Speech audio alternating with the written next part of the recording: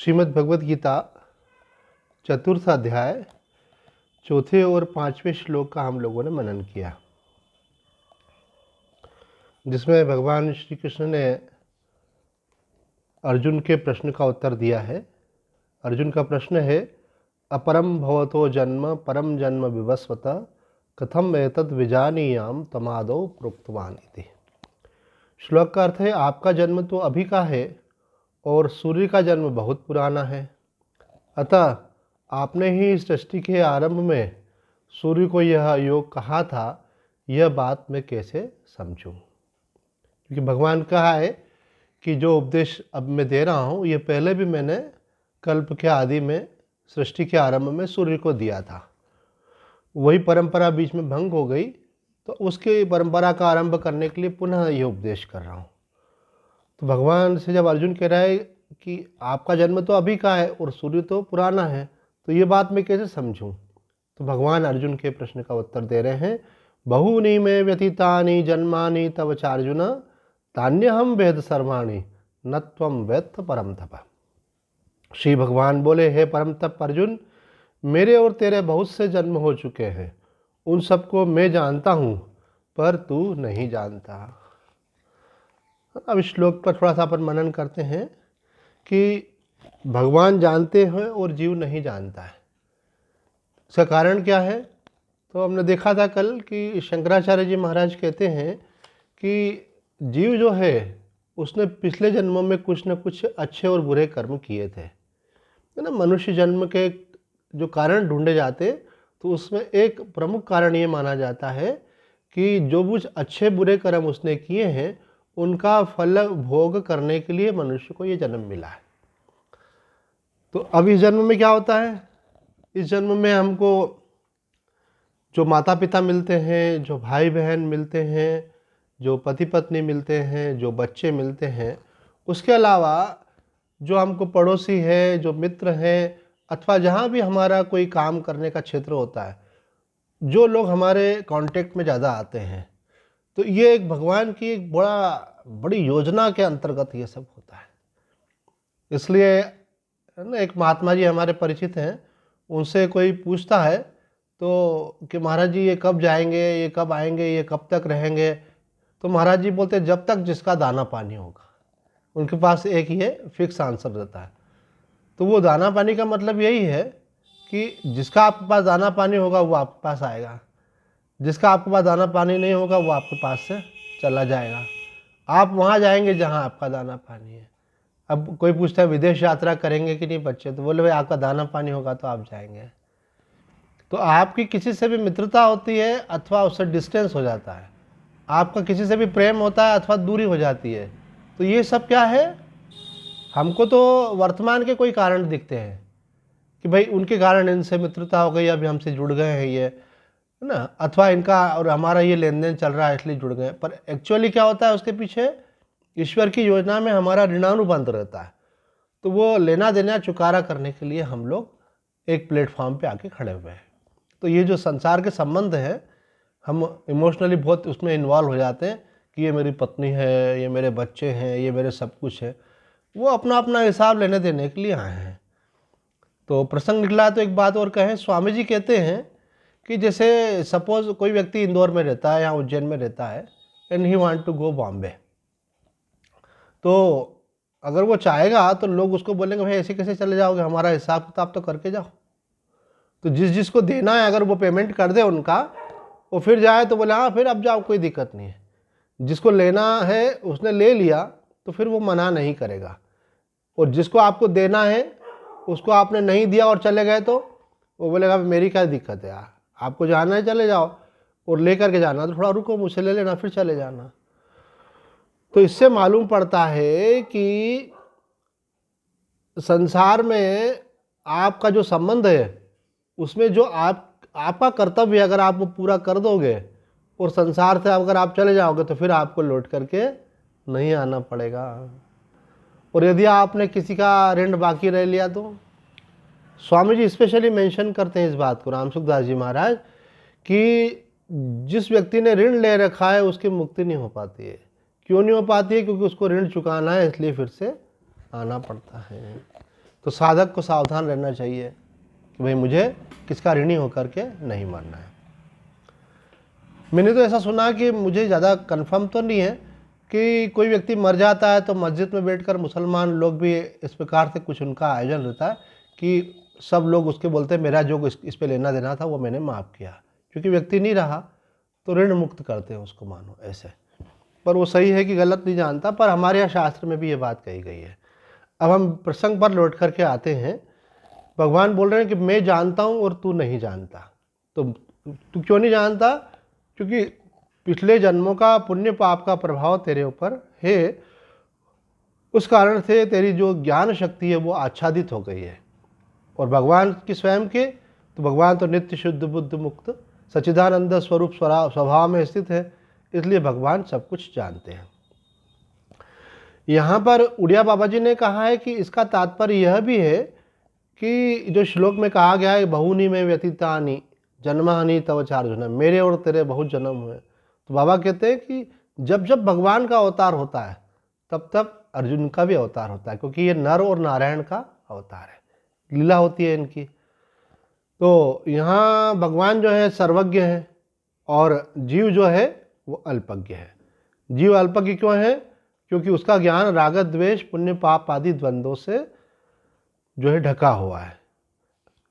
इसी से उसको ये स्मरण नहीं रहता कि मेरे जीवन में पहले पहले क्या घटा है, और आगे का भी ज्ञान नहीं रहता उसको। कुछ कभी कभी संकेत मिलते हैं साधक को।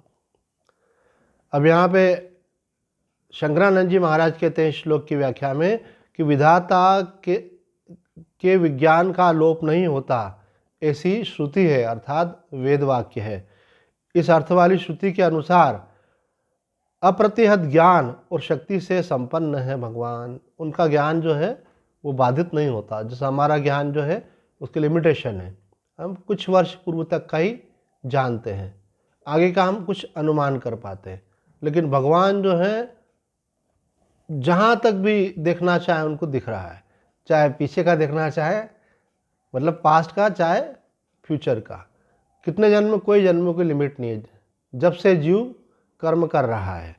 तो भगवान का ज्ञान जो है अप्रतिहत है। मधुसूदन सरस्वती जी ने यहाँ पे एक और महत्वपूर्ण बात कही, क्योंकि सब समझ लेना बहुत जरूरी है, कि लौकिक दृष्टि से मेरे बहुत जन्म हुए हैं। कैसे? अर्थात भगवान बोलते हैं कि लीला के रूप में। वो उनका जो जन्म हुआ है वो क्या है? लीला देह ग्रहण है।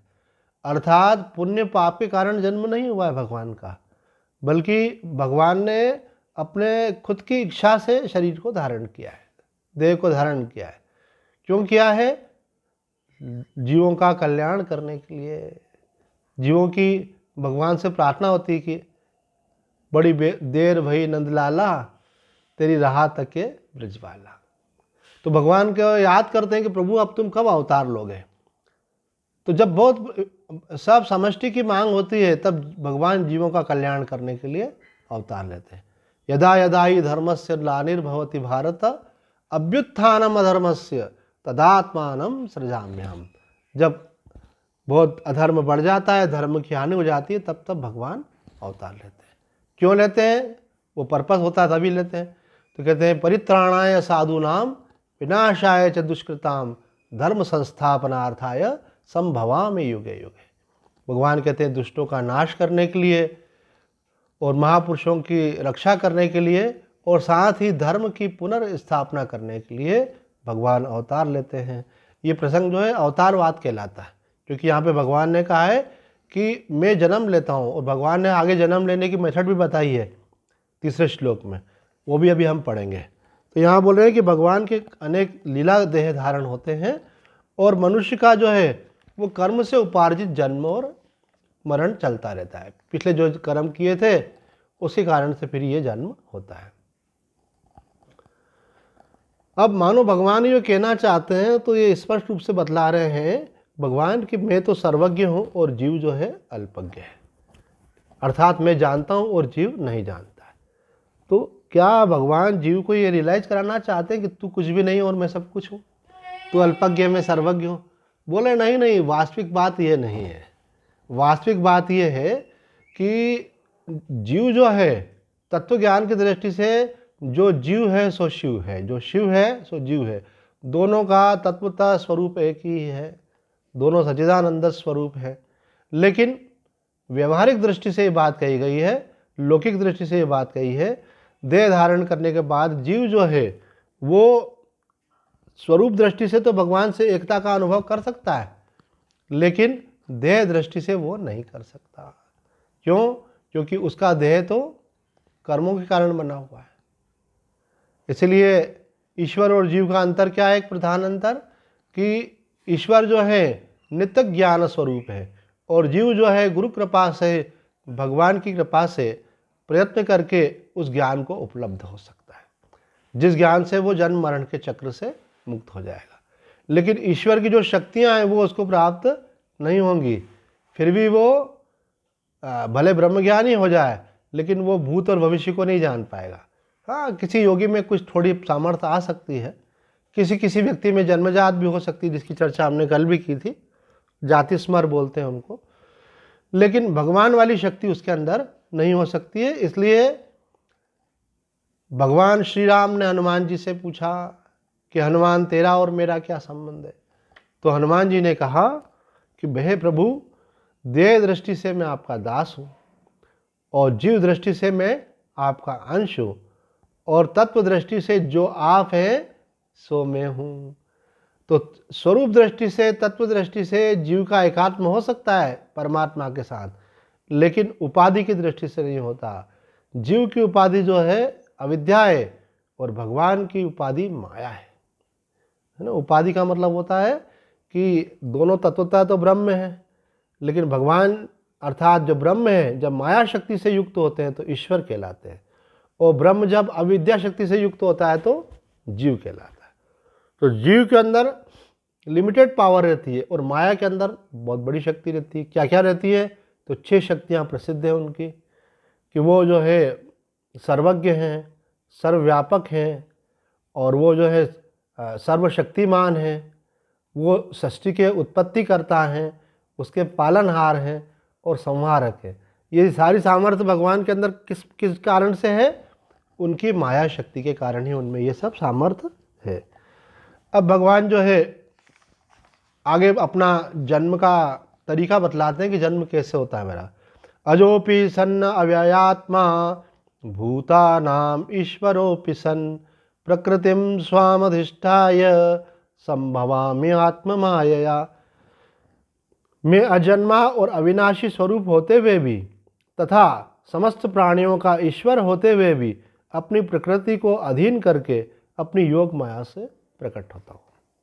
अजोपि सन्न अव्यय आत्मा, भगवान कैसे हैं? अज है अर्थात अजन्मा है। भगवान कैसे हैं? तो कहते हैं भगवान अविनाशी हैं अर्थात उनका नाश नहीं होता। तो भगवान जब अजन्मा है तो जन्म कैसे ले लेते हैं? तो अब इसका कारण बता रहे हैं यहाँ पर।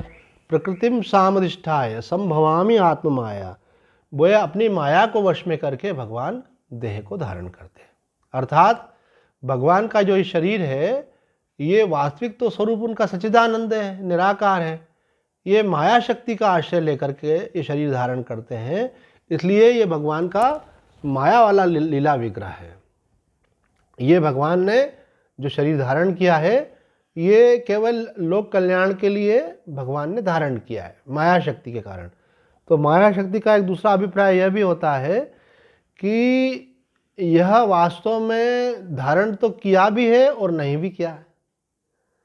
अर्थात व्यवहारिक दृष्टि से तो यह है, लेकिन तात्विक दृष्टि से नहीं है। जैसे जादूगर जादू दिखाता है तो जादू दिखाते समय अपने हाथ के ऊपर कोई गेंद रख लेता है, उस पर रुमाल ढक देता है और बोलता है अब मैं आपको जादू दिखाता हूँ।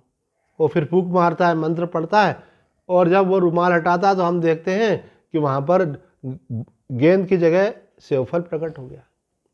तो अपने को आश्चर्य होता है, अरे भाई तो वास्तव में सेवफल प्रकट नहीं होता है। तो लोग बोलते हैं कैसे हो सकता है, दिखाइए। तो हाथ में दिखाता है। कोई एक व्यक्ति बोलता है क्या मैं खा सकता हूँ? बोले हाँ खा भी सकते हो।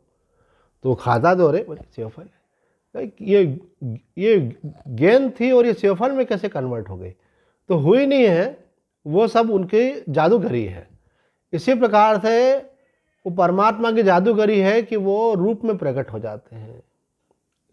अगर उनका एक कोई निश्चित रूप होता तब तो सबको वही रूप दिखता, लेकिन जिसकी भावना जैसी होती है उनको वैसा रूप दिखता है। हमने कल के प्रसंग में सुनाया था, पूज्य स्वामी कृष्णानंद जी को भगवान श्री कृष्ण का दर्शन जब हुआ तो किस रूप में हुआ, तो उनके पूर्व जन्म में उन्होंने जिस चित्र में उपासना की थी वही चित्र इस जन्म में भी ढूंढ ढूंढ कर उन्होंने पसंद किया और उनकी उपासना की और उनको उसी रूप में उनका दर्शन हुआ। तो भगवान का कोई रूप नहीं है और भगवान के सारे रूप हैं। ये एक से अनेक जो भगवान हुए, आपके मेरे सबके जो रूप हैं ये किसके हैं? भगवान के रूप हैं। और हम भगवान के जिस रूप में भावना करते हैं उस रूप में, है ना, मूर्तिकार कल्पना करता है कृष्ण ऐसे हैं। आप भगवान श्री कृष्ण के कितने सारे फोटो देखते हैं, तो वो मूर्तिकार की कल्पना रहती है, पर हम उस मूर्ति को खरीद के ले आते हैं, तस्वीर को खरीद के ले आते हैं, फिर अपने पूजा गृह में रखते हैं और पूजा करते हैं और भावना करते हैं कि साक्षात नारायण हैं, भगवान श्री कृष्ण हैं। आपकी भावना जब घनीभूत होती है तो वो धीरे धीरे करके जो चित्र बाहर है वो आपके हृदय में बनने लगता है। ये भक्ति मार्ग का विज्ञान ये है कि आप अपने विग्रह में जब सत्यता की बुद्धि करते हैं कि साक्षात भगवान ही हैं, तभी आपको विशेष आनंद और लाभ मिल पाता है। और आप जब उनका बार बार दर्शन करते हैं, पूजन करते हैं, उनकी सेवा करते हैं, तो उससे क्या होता है? उनसे प्रेम होता है और फिर आपको आपके हृदय में उनका चित्र बनने लगता है। जब वो चित्र अंदर अच्छे से अंकित हो जाता है, आंख बंद करने पर स्पष्ट दिख रहा है आपको, फिर अगली प्रोसेस में आप प्रवेश करते हैं। फिर कभी कभी भगवान आपने को ध्यान में तो दिखाई दे ही रहे हैं, फिर आपको भगवान कभी स्वप्न में भी दिखाई देते हैं, ऐसे कि आज भगवान ने मुझे दर्शन दिए। फिर कभी कभी भगवान मूर्ति के रूप में तो दिखते ही हैं, पर भगवान कभी कभी उसमें सजीव रूप से दिखते हैं, अर्थात पलके झपक रहे हैं अथवा आशीर्वाद दे रहे हैं, अथवा उनके जो कोई भी आयुध उन्होंने धारण कर रखे हैं वो कुछ चमकते हुए से दिख रहे हैं, तो बड़ा रोमांच होता है, बड़ा आनंद का अनुभव होता है। आज तो कोई लोग बोलते हैं अरे सपने में दर्शन से क्या होता है, वो तो मन की कल्पना है। बोले नहीं, अगर मन की कल्पना है तो चलो मैं आज आपको बोलता हूँ, आज आप अपने सपने में अपने इष्ट के दर्शन करना। तो क्या आपके हाथ में है क्या? वो भी भगवान की कृपा से ही होते हैं ऐसे। अब बात आती है कि भक्ति का विज्ञान बता रहे हैं, फिर आगे क्या होता है कि जब जीव भगवान से बहुत जुड़ जाता है और सगुण साकार रूप में उनके प्रति बहुत श्रद्धा भक्ति रखने लगता है, तो फिर वो चाहता है कि भगवान के मुझे दर्शन हो ऐसे। तो कभी कभी भगवान उसको स्वप्न में अथवा ध्यान में बोलते हुए से दिखते हैं, कि मानो भगवान उससे बोल रहे हैं, बात कर रहे हैं। ये एक बड़ी उपलब्धि कहलाती है भक्ति मार्ग में। उसकी अगली स्टेप में ऐसा होता है, नहीं आपको देखना आप कहाँ तक पहुँचे। तो उसके बाद ऐसा होता है कि भगवान उसको साक्षात दर्शन देते हैं, लेकिन वो पहचान नहीं पाता है, माया का पर्दा डाल देते हैं भगवान।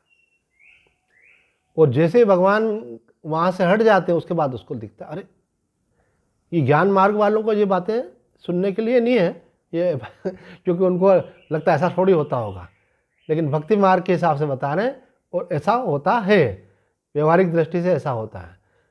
तो हमको कई महात्माओं ने भी अपने अपने अनुभव सुनाया अलग अलग, बोले इस प्रकार से हमको भगवान के दर्शन हुए और हम पहचान नहीं पाए और बाद में एकदम हमारी बुद्धि जाग रही, ये कैसे। स्वामी विवेकानंद के जीवन की घटना सुनाते हैं आपको। उन्होंने अपने उनके जो 10 खंड है उसमें आती है, स्वामी विवेकानंद जी का साहित्य है 10 खंडों में, उसमें आती है कि एक बार उन्होंने ऐसा सोचा कि कहा जाता है कि भगवान सबका पालन कर रहे हैं, सबको खिलाने वाले वो हैं, लेकिन मैं तो साधु बन गया हूँ और भ्रमण करता रहता हूँ, तो भ्रमण करते करते कहीं ना कहीं जाकर के भिक्षा मांगता हूँ, जो मुझे भिक्षा देता है वो मैं खा लेता हूँ। तो क्या मुझे भगवान खिलाते हैं? अगर वो खिलाते तो मैं नहीं मांगूँ तो भी खिलाएंगे वो। बोले ठीक है। अब उन्होंने कहा कि मैं एक प्रयोग करता हूँ। वो एक जंगल में चले गए, वहाँ पे एक खंडर था, उसमें जाकर के बैठ गए। उन्होंने कहा मैं यहाँ पर 3 दिन तक बैठा रहूँगा, किसी को मालूम नहीं मैं यहाँ पर बैठा हुआ हूँ, क्योंकि ये सुनसान जगह है, ये बस्ती से बहुत दूर जगह है, यहाँ पर कोई आता जाता नहीं है, लेकिन भगवान तो सब जगह है तो उनको तो मालूम पड़ेगा। और वहाँ बैठ करके भगवान का भजन करने लगे। बाद में उनको बड़ी ज़ोर से भूख भी लगने लगी, पर उन्होंने निश्चय के पक्के थे, उन्होंने कहा नहीं मैं नहीं जाऊँगा, 3 दिन का सोचा है, भले भूखा रहना पड़े पर यहीं रहूँगा। तो तीसरे दिन की घटना ऐसी हुई कि एकदम से किसी बालक ने बोला कि बाबा जी कुछ भोजन करोगे क्या? बोले हाँ करेंगे, क्योंकि भूख बहुत ज़ोर से लग रही थी। तो उन्होंने टिफ़िन दिया उनको, वो टिफ़िन खोला और वो खाने लगे। तो स्वामी जी ने कहा जैसे मैंने भोजन खाना शुरू किया, एकदम से मुझे ख्याल आया इस वीरान जंगल में, खंडर में ये टिफ़िन लाने वाला कौन? वो जैसे ही देखा तो वो बालक था ही नहीं, उठ करके बाहर गए तो दूर दूर तक नहीं था। तो इसी प्रकार से कई भक्तों को दर्शन हुए। किसी ने शंकराचार्य जी महाराज से पूछा, क्या महाराज जी आज के कलयुग में भी, इस समय में भी किसी को दर्शन हो सकते हैं? तो महाराज जी ने बोला अवश्य हो सकते हैं और होते हैं। इसलिए अगर आपकी आकांक्षा है भक्ति मार्ग की दृष्टि से कि मुझे भगवान के दर्शन करने हैं, तो अगर आप वो लालसा रखें तो आपको अवश्य हो सकते हैं। बात आपके श्रद्धा और विश्वास की है ना। कल किसी ने ऐसा पूछा भी था कि ये श्रद्धा हमारे अंदर कैसे बढ़े। ये जो बुद्धि है ना उसमें बाधा डालती है। बुद्धि जो है ना क्या करती है, दोष देख लेती है। बुद्धि जो है कमी देख लेती है, निगेटिव थॉट्स साइड में चली जाती है, तो श्रद्धा में कमी आती है। तो हमको जिनके मन में श्रद्धा है उन लोगों का संग करना चाहिए। श्रद्धावान का संग करेंगे तो आपकी भी श्रद्धा बढ़ेगी। और दूसरी बात ये होती है कि जब हम भगवान की ऐसी लीलाओं को पढ़ते हैं कि उन्होंने अनेकों का कल्याण किया, तो आपके मन में भी श्रद्धा विश्वास जगता है कि मेरा भी कल्याण करेंगे। एक संत का नाम है राजेंद्र दास जी महाराज, अच्छे उच्च कोटि के महात्मा है, वो भी मलुक पीठाधीश्वर वृंदावन के। उनके प्रवचन हम भी कई बार सुनते हैं। तो एक कुंभ के समय उज्जैन आए थे तो हम मिलने के लिए गए उनसे। तो हमने कहा महाराज जी भगवान के श्री चरणों में सच्ची भक्ति और समर्पण का भाव कैसे साधक को प्राप्त होता है? तो उन्होंने कहा कि एक तो भगवान के नाम का जप करना चाहिए। जप में वो शक्ति है कि अंतःकरण की मलिनता को धीरे धीरे दूर कर देती है ना। जैसे हमारे पर्दे ज़्यादा मैले हो गए थे घर के, तो एक काम वाली बाई आई, तो हमने बोला भाई पर्दे काफ़ी दिनों से नहीं धुले, इसको धो दो। तो धोए तो अच्छे से साफ नहीं हुए थे। फिर 2-3 दिन बाद फिर से धुलवा लिए, तो जब 2 बार 3 बार धुले तो वापस से चमकने लग गए हैं। तो मल में ज़्यादा लगा हुआ हो तो सफाई भी ज़्यादा करनी पड़ती है। तो अंतःकरण में जन्मांतरों का, हमारा संसार का जिसको बोलते हैं मोह माया का मल चढ़ा हुआ है। तो जप करते करते अंतःकरण की शुद्धि होती है। कुछ मत करो, जप करते रहो। बोले जप में मन लगे तो जप करें ना, मन लगे तो भी करो, नहीं लगे तो भी करो। जप का फल निरर्थक कभी नहीं जाएगा। ऐसा दीनदयाल जी महाराज दृष्टांत देते हैं कि जिसको पित्त का रोग होता है, पित्त का ज्वर होता है, उसको वैद्य बोलते हैं कि भाई तुम मिश्री चूसो, इससे तुम्हारा पित्त का ज्वर ठीक होगा। तो जब वो मिश्री चूसता है तो बोलता है मेरे को तो मिश्री मीठी नहीं लग रही है। हाँ बोले इसीलिए तो बोल रहे चूसो, ये आपके लिए औषधि का काम करेगी। फिर चूसता रहता है तो उसको फिर बाद में कुछ दिनों के बाद में उसको मिश्री मीठी लगने लगती है। तो वैद्य जी को बोलता अब आजकल मिश्री मुझे मीठी लग रही है। तो वैद्य जी कहते हैं कि हाँ अब तुम्हारा पित्त का ज्वर शांत हुआ। तो भगवान का नाम ले और उसमें रस नहीं आया तो भी लेते रहें। तो लेते लेते क्या हो जाएगा, अंतःकरण शुद्ध होता जाएगा। जब अंतःकरण शुद्ध हो जाएगा तो भगवान का नाम लेने में रस आएगा। फिर आपको भगवान से प्रेम हो जाता है तो भगवान का नाम लेने से रोमांच होता है, अश्रुपात होता है, मन गदगद हो जाता है, मन में आह्लाद होता है। भक्त जो है कभी नृत्य करने लगता है ना। तो वो क्यों होता है ऐसा? क्योंकि भगवान के नाम का उसके मन पर ऐसा प्रभाव पड़ता है। तो यहाँ कह रहे हैं भगवान की, हालांकि मैं अजन्मा हूँ और हालांकि मैं अविनाशी हूँ। अविनाशी बोलने का मतलब है कि पिछली बार उनका जन्म हुआ था और मृत्यु हो गई थी तो अब जन्म हुआ। तो बोले नहीं, पिछले जन्म का जो है प्रतिषेध कर दिया। और अजन्मा बोलने का मतलब है ये जन्म भी नहीं हुआ है उनका। तो बोले फिर प्रकट कैसे हो गए? भगवान कहते हैं प्रकृतिम स्वामधिष्ठाय संभवामि आत्ममायया। भगवान अपनी माया को वश में करके प्रकट होते हैं। यहाँ पे 2 चीज़ कही है, प्रकृति और माया। तो माया को वश में करके तो भगवान जो है निराकार रूप में संसार का संचालन कर रहे हैं, अर्थात सगुण निराकार। देखो भगवान के 3 स्वरूप हैं। एक है भगवान का निर्गुण निराकार, ये एक समझने का विषय है। ये समझ में आने से बहुत सारी चीज़ें अपने आप समझ में आती है, ये बेसिक कॉन्सेप्ट के अंदर आता है। एक है भगवान का निर्गुण निराकार स्वरूप। निर्गुण का मतलब है वहाँ कोई क्रिया नहीं है, कोई दया, प्रेम, शक्ति, सामर्थ्य, है ना, सृष्टि की रचना, पालन, ये कुछ भी नहीं है वहाँ पे। केवल एक ब्रह्म तत्व मात्र है। वो कैसा है? सच्चिदानंद स्वरूप है। ये निर्गुण निराकार कहलाता है। और एक भगवान जब माया शक्ति से संयुक्त होते हैं तो वो हो जाते हैं सगुण निराकार। तो गुरु नानक देव जी कौन से भगवान को मानते थे? सगुण निराकार को। कबीर साहब जी किसको मानते थे? सगुण निराकार को। आर्य समाज वाले किसको मानते हैं? सगुण निराकार को। मुसलमान कौन से अल्लाह को मानते हैं? सगुण निराकार को। ईसाई किसको मानते हैं? सगुण निराकार को। ये भगवान में गुणों का आधान तो करते हैं कि भगवान दयालु है, कृपालु है, प्रार्थना सुनता है, कृपा करता है हम पर, लेकिन उनका कोई रूप मानते नहीं है। बोले वो परमात्मा तो व्यापक है, उसका रूप क्या? वो तो कोई भी रूप धारण कर ले और कोई भी रूप उनका नहीं है, वो तो निराकार है। तो ये हो गया भगवान का सगुण निराकार। लेकिन भगवान ने इस श्लोक में बोला है कि मैं केवल सगुण निराकार नहीं हूँ, प्रकृतिम स्वाम अधिष्ठाय, प्रकृति को वशीभूत करके भगवान आकार धारण करते हैं, अर्थात अवतार लेते हैं। ये श्लोक जो है अवतारवाद की सिद्धि के लिए भी बताया जाता है। कुछ लोगों की ऐसी भावना होती है कि भगवान केवल निराकार है, कुछ लोगों की भावना होती है केवल भगवान साकार है, कुछ लोग भगवान को केवल साकार ही मानते हैं। बोलते हैं यहाँ पे हैं, अवतार लेते हैं लेकिन पहले वैकुंठ में रहते हैं, और अवतार का कार्य पूरा हो जाता है फिर वापस वैकुंठ में चले जाते हैं, और वहाँ पे सदा रहते हैं, वहाँ नित्य हैं। वो बोले निराकार, बोले हम निराकार की बात नहीं करते, हम तो साकार की बात करते हैं। वो सदा रहते हैं, उनकी मृत्यु नहीं होती तो निराकार कैसे हो जाएंगे वो? लेकिन गीता जी का ये श्लोक सिद्ध कर रहा है कि भगवान निराकार रहते हैं और भगवान साकार हो जाते हैं, और साकार से फिर भगवान निराकार भी हो जाते हैं, क्योंकि भगवान सर्वशक्तिमान है। अरे आप एक बात सोचो ना कि एक योगी जो होता है ना, जिसके पास योग शक्ति होती है, वो भी उस योग शक्ति के बल से अपने आप को अदृश्य कर लेता है। अदृश्य होने की शक्ति के बारे में हम देखते हैं, कई प्रकार के ऐसे प्रसंग पुराणों में पढ़ते भी हैं। कई बार हम इस प्रकार के टीवी सीरियल में भी देखते हैं कि नारद जी वहाँ अदृश्य हो गए और वो वहाँ जा कर के प्रकट हो गए। तो ये सामर्थ्य उनको योग बल से प्राप्त होती है। तो जब एक योगी जो कि सामान्य जीव से योगी बना है, उसमें निराकार होने की सामर्थ्य है, तो भगवान में क्यों नहीं होगी? और जो भगवान को बोलते हैं कि साकार नहीं है, अरे जब भगवान सर्वशक्तिमान है और वो सब कुछ कर सकते हैं, तो क्या रूप धारण नहीं कर सकते हैं? इसलिए किसी ने रामकृष्ण परमहंस से पूछा, है ना, ये भी एक बड़ा विवाद का विषय रहता है। किसी ने रामकृष्ण परमहंस से पूछा कि भगवान साकार है कि निराकार? तो रामकृष्ण ने कहा कि भगवान जो है सर्वाकार है, वो निराकार भी है, साकार भी है। उन्होंने दृष्टांत दिया है पानी का। बोले पानी जैसे गर्म किया जाए तो वाष्प बन जाता है, कोई आकार नहीं रहता वाष्प का। भाप का क्या आकार है? कोई आकार नहीं दिखता है।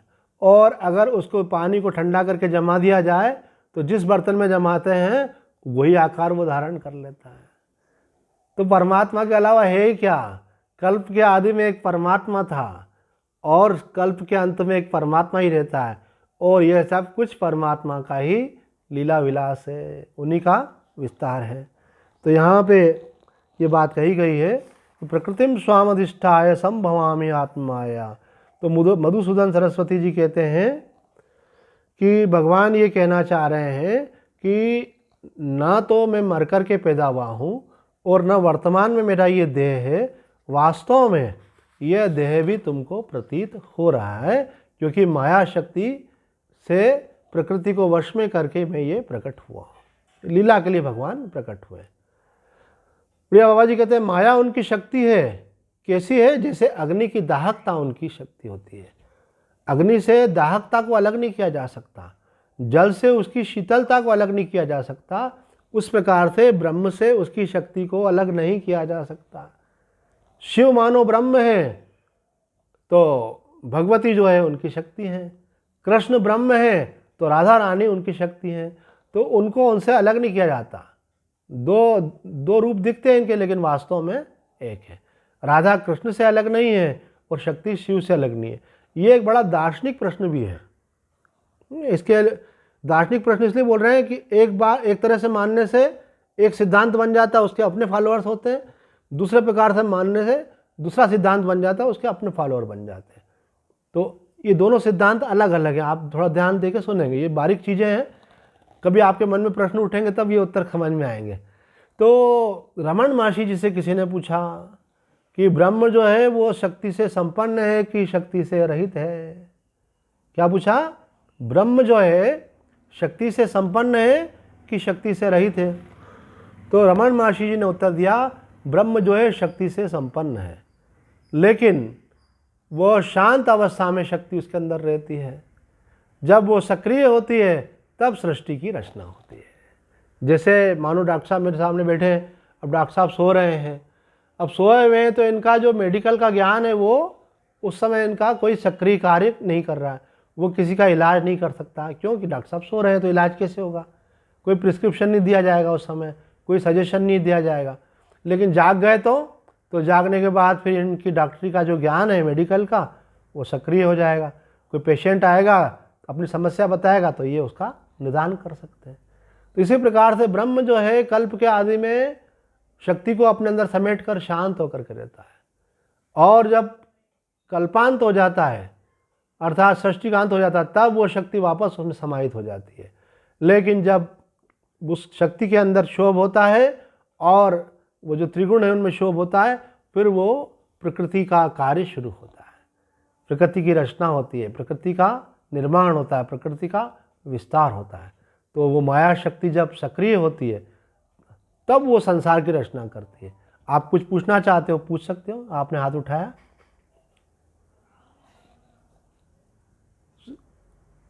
एक सेकंड में ये माइक में लगाऊंगा तब मुझे आएगी आवाज़।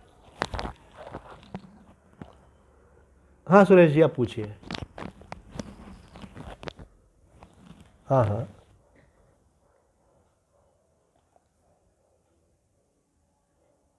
हाँ एक सेकंड, हाँ एक सेकंड आप रुकिएगा, कारण कि समय पूरा हो गया है, हम इसको पूरा कर रहे हैं, फिर रिज्वाइन करेंगे, फिर आपके प्रश्न का उत्तर दे देंगे। तो ये बात यहाँ पे बतलाई गई है और इसके साथ ही प्रसंग को यहाँ विराम देते हैं और फिर आप रिज्वाइन करके पूछ सकते हैं। ओम पूर्णमद पूर्णमिदं पूर्णात् पूर्णमुदच्यते पूर्णस्य पूर्णमादाय पूर्णमेवावशिष्यते। ओम शांति शांति शांति। हरि ओम तत्सत।